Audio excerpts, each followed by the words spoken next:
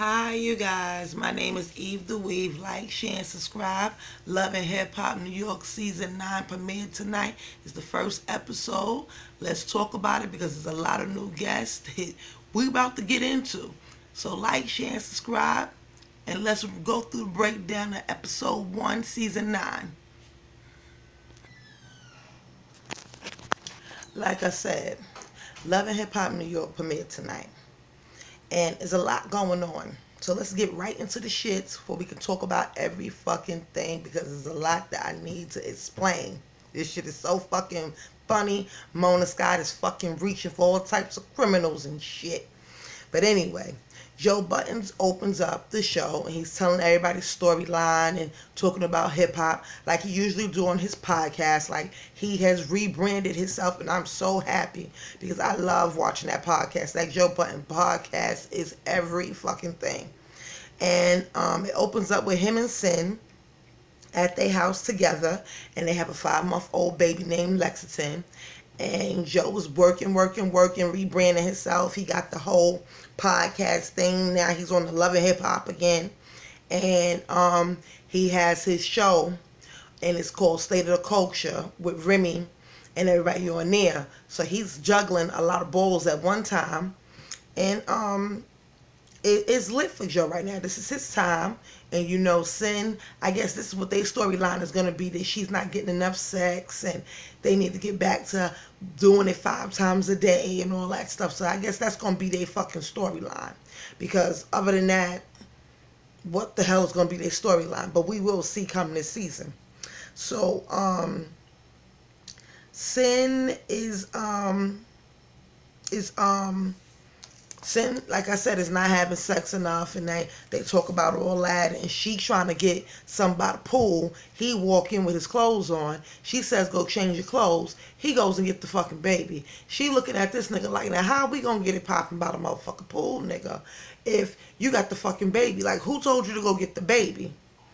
Like, I guess he threw the baby in the mix because he didn't want to have sex with her, which I'm not trying to believe like that. I know Joe Buttons is older than Sin and she's a little bit younger than him, but she want to feel sexy again. She just had a baby, so she want to get it pop, locking and dropping it all over again. Like, you're not even understanding. So Rich, Joe, and Safari meet up, I guess at this pizza shop. I forgot where at, don't even ask me.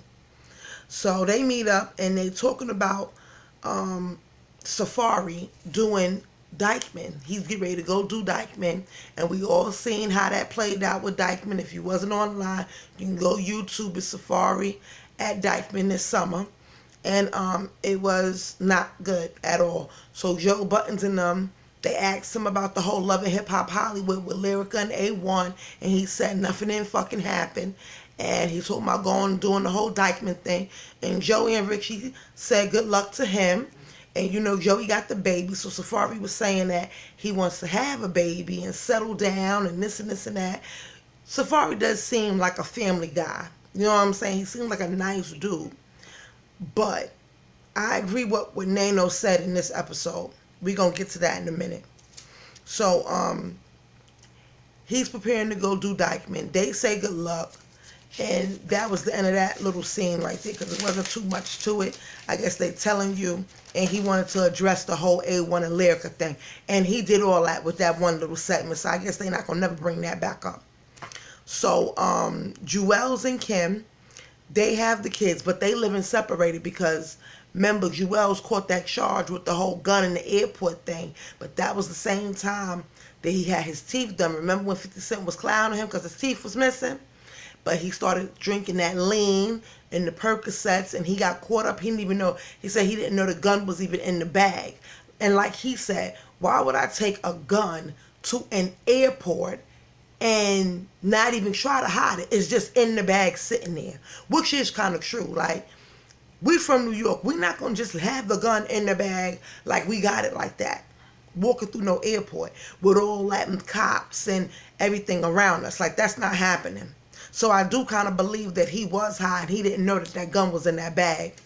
Because when you on Percocets, I've taken Percocets for my injury, and Percocets will have you forget a lot of shit.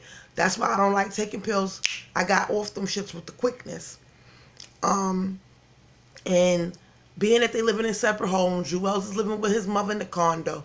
Sin is living in the house with the kids, whatever. She's feeling like she's a single mother because they separated. They together, but they separated because they not married. So he couldn't live with her and be on house arrest with that ankle monitor at the same time. That was not the judge is not having that.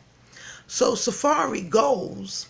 And he's on Dykeman, you know, Safari. He like to be flashy, taking pictures with the people and all that shit. So he goes. They didn't even show the Dykeman shit. They knew not to show that shit. But he goes to the Dykeman shit. Like I said, you can go look it up. And he gets booed. He sings his song, 100 on a, 100 on, 100 on, 100 on this, 100 on, 100 on, 100 on that. Now, when he sung 100 on, nobody never heard it. It was never on the radio. All he did was premiere it in like clubs and shit, like concerts. The shit never hit the airwaves. It's on his Instagram. That's how I heard it and knew about it. But other than that, that's Dykeman. And like Joe said, you don't go to Dykeman without a smash. You gotta go with something that's popping for the summertime on the radio. Like we all know Safari, but no, nigga, and you go to Dykeman and you doing that shit for free? Nada. That not happening. Never.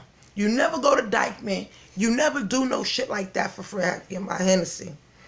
So, that's why they was telling him good luck, because his ass got booed. They was throwing fucking food at his ass. Because like I said, it's Dykeman. It's summertime. It's hot. It's a basketball game where the legends come out. Up and coming legends and shit. Rappers be out there, all types of shit. And you go sing that song? Because you ain't gotten really no other song to sing that's been on the radio yet. You got to go out there with a smash. You ain't that important. You're not, I'm not going to say important, but you're not that popping right now in your career besides reality TV where you can go and that was shit. That's some shit that Jada Kiss and Fat Joe, that legends go to, my nigga. You don't belong there, Safari. No more Dykeman for you, my nigga. So it goes back to Kim, and Kim comes over. Kim and Jewels. Kim comes over to the condo because, of course, Jewels can't go outside because he got the ankle monitor, and they're doing therapy. And he's talking about how he was on the Percocets and the lean, and how he's not trying to go back to that. He said sorry because, you know, Kim Bella starts crying because, like she said, when he was going through all that, she didn't know what to do, and it was just it was like one of those moments you'd be like, all right, Jewels, like, get your shit together, yo. And you're doing talking funny because he got them false teeth in his mouth. But he's still cute and shit, though, y'all. Him still cute. 50 ain't shit. Gonna make fun of that boy. Him ain't got no teeth in the front. Nigga. You ain't shit. 50. Trolling that boy. But anyway, so Alexa Sky. Now, this is what I'm talking about. Alexa Sky goes from Love and Hip Hop Hollywood to coming over to Love and Hip Hop New York. And guess who record deal? And I told y'all he was going to be on here. I told y'all in Somebody Live that Shotty from Treyway, the CEO of Treyway, was going to be on this motherfucking Love and Hip Hop season of New York. Now, he signs Alexa Sky to Treyway. You know, because she wants to be an artist. She's not calling herself a rapper. She's not calling herself a singer. She keeping it real with herself. She just calling herself an artist. Okay, so she's signing her papers. Treyway is there. And I noticed another guy that was there from a couple of seasons ago on Love and Hip Hop, like last season, Navarro. Navarro is a lawyer. He's an entertainment lawyer, which is Fetty Wap's lawyer. Now, let me give you the inside track about that. Fetty Wap caught a case in New York City drag racing across the bridge. Navarro, which I guess he's working with Treyway Entertainment because that was his office that they was meeting at tonight. And so Alexa Sky and Fetty Wap is going to be on the same record label, which is the same label that 6ix9ine was supposed to be on. Notice how I said supposed to be, because with all the bullshit going on, the shit is going to start unfolding. And this is why I say Mona Scott is fucking reaching, because it wasn't like this boy cleaned up his act and now he's on Love and Hip Hop. He's on Love and Hip Hop while he's doing dumb shit right now, Mona. So you look kind of stupid unless you want that kind of publicity. They say good news and bad news is all the same shit. Whatever, bitch. But you look like you're reaching. Because that boy should not be on no motherfucking Love and Hip Hop. I'm sorry. I know you need your numbers to go up for Love and Hip Hop and all that good shit. But Shotty should not be on no fucking Love and Hip Hop. I'm just saying. With all the shit going on with 6ix9ine and all that shit, I know Mona Scott look real stupid right now. With all the bullshit going on. Or maybe she don't. Maybe she want those numbers to go up. Who the fuck knows? So Alexa Sky is signing her paperwork or whatever. And Navarro brings in Fetty Wap. And Alexa Sky is looking at this nigga like, why the fuck is you here? You don't take care of your fucking daughter. Now all of a sudden you want to come congratulate me on my fucking record deal? She got on a little Treyway chain and shit. She killing them right now. Or at least she thinks she is. So why is it that you want to come? She looking at this nigga like, why you here? Even I looked at that nigga like that, because you're not claiming the baby. You say you need a DNA test. So she tells him, we got issues. Like, why you here? We need to do that DNA and let's get that popping. So she's sitting there steaming. It looked like the steam was just coming out that bitch ears as she was sitting next to that nigga. So they talking about how he need a DNA test, and then he looked like he gonna tell her, oh, well, I was waiting for you. Nigga, what? You wasn't waiting for me when I've been said we can do the DNA test. See, and this is what I've been talking about. He get up there with that soft voice, but they got the fucking words at the bottom, so we can still see what the fuck you saying, Fetty. Open your fucking mouth when you talking if you want to be on TV and shit. But you want to slick talk and then I'm waiting for you. Get the fuck out of here with that shit. Come on now. Knock it the fuck off. Cut that shit out. So like I said, I already told you who Navarro was. And he has people. He has another artist that's going to be on Love and Hip Hop New York who was up here the last time. And everybody was calling her the fake Jocelyn. But y'all see her in up and coming episodes because she wasn't up there tonight. So Alexa Scott, before she got upset, Shotty said, well, listen, y'all, we don't need y'all to argue when y'all come in here to this office. It's about business. And when y'all go outside, then y'all can handle y'all, and then that's personal. But try to keep y'all personal business out of the office or whatever, being that y'all on the same record label, which is kind of fucking messy, I think. But anyway, for a storyline. So, you know, she got up. She said, well, I need the DNA. He said, I'll get the paperwork done. And she walks out. Which I would have did the same thing, because you're not going to get me out of my character because now all of a sudden you want to be on Love and Hip Hop New York, nigga. He another one to be all over the place on some low-key shit. Y'all talking about Safari. He be here and there and everywhere too, splashing all over the place. So then they get to Nano, and he's on stage doing his thing. I love Nano, the rapper. I love him. But I did forget, he talked a little bit about the concert that him and T.I. had where people got shot in that concert. And I forgot all about that shit, but he brought it back up because his girlfriend got shot in the leg or whatever. And he's talking about that and, you know, going on with that. He's talking about that with Jacques and Joe because they came out to see his concert or whatever. So, yeah, I'm looking at the screen and I'm talking to y'all and I'm looking at my notes at the same time because I'm still not understanding why Mona put Shotty up there on motherfucking Love and Hip Hop. I mean, I understand you want a coin. I understand you want to be the best show and all that shit, and you looking for numbers. But right here, you reaching. You really reached out, and you really it looks stupid. But anyway, so Jacques was up there from last season. He was dating a girl named Cayenne. Cayenne is another female rapper. Cayenne is the same girl that threw him under the bus for being gay because he tried to come at her. I forgot the whole story or whatever, but it happened this summer, and she threw him under the bus. But now he's a Sean John He's a Sean John model, and Joe and Jacquay went to go see Mano, and Joe asked Jacquay, wasn't you out there with Safari at the whole Dykeman thing? So he said yeah, and how they started throwing stuff at us, and he was explaining the whole scene about Dykeman, and then I had to agree with Mano and what he said.